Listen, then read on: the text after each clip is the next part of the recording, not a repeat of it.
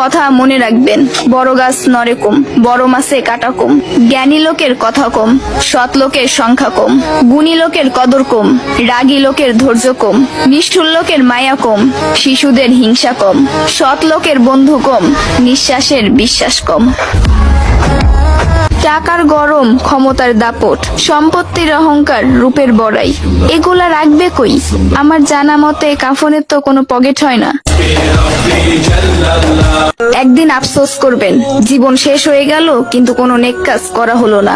আজ শরীরে শক্তি আছে কিন্তু ইবাদত করার ইচ্ছা নাই।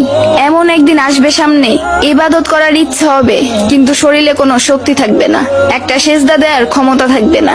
এখনো সময় আছে, তওবা করে ফিরে আসুন।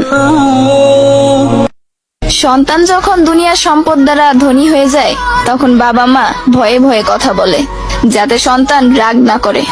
আর সন্তান যখন ইমানের দৌলতের দ্বারা ধনী হয়ে যায়, তখন সন্তান ভয়ে ভয়ে কথা বলে যেন বাবা মা রাগ না করে।